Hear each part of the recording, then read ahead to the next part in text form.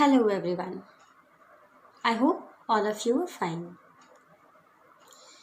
We were doing the second chapter, The Lost Spring, Stories of Stolen Childhood. I had explained to you both the parts. The first part was the story of a small boy, Sahib, who is a rag picker. And the second part relates the story of yet another child, Mukesh, who belongs to a bangle making family. In this video, we shall be doing some questions and discussing their probable answers. First of all, we should look to the questions which are given in the shaded part by the name Think As You Read. In the first part, sometimes I find a 1 rupee in garbage. There are 3 questions given in your textbook. The first question reads, what is Sahib looking for in the garbage dumps? Where is he and where has he come from? Yes. Sahib is a rag picker and he is searching for something precious, something costly in the garbage. He feels that by doing so, he can find a 1 rupee note there or some other precious things. He lives on the periphery of Delhi, a place called Simapuri. Okay. Now, let's come to the second question. And your second question reads as, what explanations? Remember, it's not explanation, it is explanations. So there are more than one, and you already know that. So what explanations does the author offer for the children not wearing footwear? The writer has explained the various reasons given by the people for not wearing footwear. The first reason is that it is the tradition of their family. It is their culture. The second excuse is that the mother has not brought it down from the shelf. But the writer Anis Chang feels that somehow not wearing footwear is just an outcome of a perpetual state of poverty.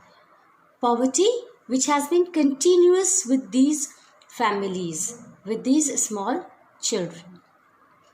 So the main reason is poverty, even though the excuses given are many. Now let's come to the third question of this part.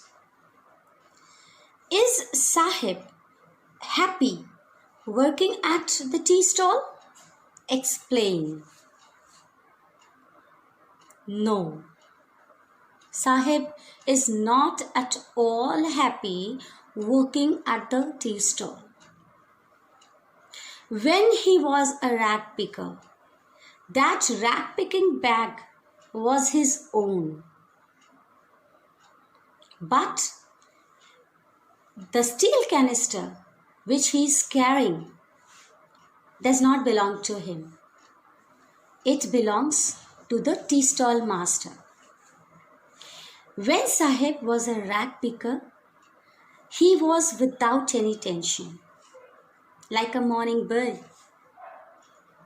But now he has lost that carefree look because he has to work under the tea stall master. Now he has lost his freedom. So even though Sahib is getting 800 rupees, but he is not happy working at the tea stall. So these were the 3 questions given under the heading Think as you read. In the portion 1, sometimes I find a 1 rupee note in the garbage. Now let's come to the second portion, which is I want to drive a car. And here again we have 3 questions under the heading Think as you read. And we already know that this portion is about the plight of the bangle making families and the young children involved in this bangle making industry. So the first question here is, what makes the city of Firozabad famous? Firozabad city is famous for making bangles. Simple answer. Okay. Second question. Mention the hazards of working in the glass bangles industry. Yes. Now, these children have to work in dingy cells in front of hot furnaces for making bangles and polishing bangles. In this way, they are exposed to great danger. They lose their eyesight. Either they lose their eyesight or it becomes weakened. Plus, they have to face poverty as their parents. So these are the hazards of working in a bangle industry. Now, the third question. How is Mukesh's attitude to his situation different from that of his family? Very important one. Mukesh's family, Mukesh's grandmother, feels that making bangles is their karma, is their destiny. It's a God-given lineage which they cannot leave. Mukesh's father had once been a tailor, but now he is a bangle maker, and he couldn't send his children to school, both his sons to school, and he could only teach them bangle making. So now both the sons, Mukesh and his elder brother, they are left with only one option, and that is making bangles. They don't have any other alternative because they can't make a cooperative, they can't go anywhere for help. So what the people here, they have accepted that bangle making is the only thing left for them. But in these adverse conditions, in these adverse situations, Mukesh still has a dream, and that dream is to become a motor mechanic. He wants to drive a car, even when for that he has to move to long distance, he has to learn that work and do everything, but still then he is ready to take that challenge. He is ready to dare to see a dream, and that dream is to become a motor mechanic. So like this, we see that his attitude is completely different to the others who are facing the same situation, and hereby we see a flicker of hope here. Okay, so after these questions, We come now to the questions which are given after the chapter is over under the heading Understanding the Text. The first question is, what could be some of the reasons for the migration of people from village to cities? The most important reason for somebody to migrate to city is, yes, you have guessed it right, better opportunities.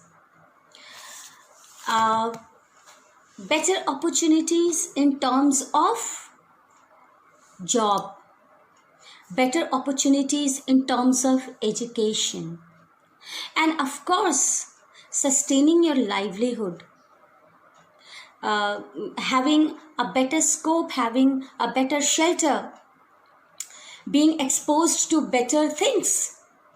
These are some of the attractions for which people often migrate to cities. This thing has become a very common phenomenon. In our country, we can relate this situation to all the states. We can see the infiltration, we can see the migration of state migration of people from the state where they have not got the opportunities of jobs or education or whatever. In search of that, they move to these metro cities, the bigger towns, bigger cities, and there they settle down. So this answer, explain it in your own words and do write it.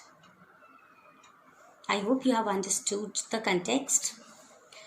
Your second question is, would you agree that promises made to poor children are rarely kept? This is the first part. In the second part of the same question is, why do you think this happens in the incidents narrated in the text?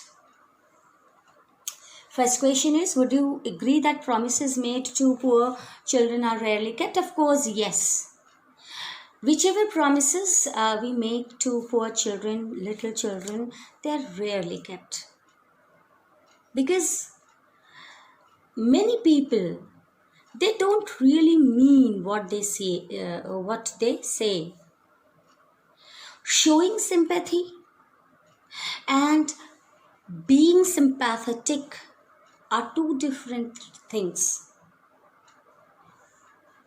But in this chapter, we observe that the writer is neither apathetic, she has sympathy towards these children, and that's why she observes them so closely, so minutely. She has observed Sahib too, she has observed Mukesh too, she has observed the family of Mukesh, she has observed the family of these rag pickers like Sahib. She has drawn conclusions, she has gone behind the reasons, she has done everything. So in this chapter we see that the writer is not at all apathetic. But still then, she has promised Sahib that she'll build a school for him, but she has not kept that promise. But she is embarrassed at having made a promise which could not be kept. The reason possibly could be that making a school is not so easy. It takes a lot of time, a lot of capital, a lot of other things to build a school, and that's too school for such poor children. Because even when a school is made for these poor children wouldn't be able to pay their fee. So these could be possible reasons. But there is yet another aspect to it. The promises made by government, the promises made by politicians, the promises made by the bureaucrats, they of course are not kept because they don't mean it. all of them are busy filling their own pockets. Like in the case of bangle maker Mukesh we see. The policeman, the rich man, the money lender, the sahukar and all the people, they are busy filling their own pockets. They are busy in their selfish motives. So somehow we see that the promises made to these people, to these poor children, are very rarely kept, whether the intentions are genuine or not. I hope you understand. Now, next, the third question is, what forces conspire to keep the workers in the bangle industry of Firozabad in poverty? Here is very important to write about the two worlds which the writer has observed in case of bangle making industry in Firozabad. One is of the bangle makers who are already trapped in their poverty. So the question is, what forces conspire to keep them in the same bangle making industry? So, first of all is their poverty. The second is their illiteracy. The fact that they haven't gone to school. They don't have the opportunity to go to school. They aren't educated. So they don't have any other option. And the third, of course, is the mindset of these people that this is their karma, their destiny, their God-given lineage and all. Apart from this, the vicious circle in which they are trapped of the rich people, of the money lenders, of the sahukars, of the middlemen, of the bureaucrats, of the policemen, of the politicians, they all conspire to keep these poor people, poor children especially, in the same industry to face the same poverty day after day, year after year, generation after generation. So now we come to the questions of talking about the text. So the first question here is, how, in your opinion, can Mukesh realize his dream? Of course, Mukesh can realize his dream because there is will, there is determination in his dream. But of course, he has to work very hard for it and he has to work persistently for it. He is positive, he has positive mindset, so he would definitely be successful to change his fate and fulfill his dream. Your second question is, mention the hazards of working in the glass bangles industry. Okay, with this we have done a short question in Think As You Read.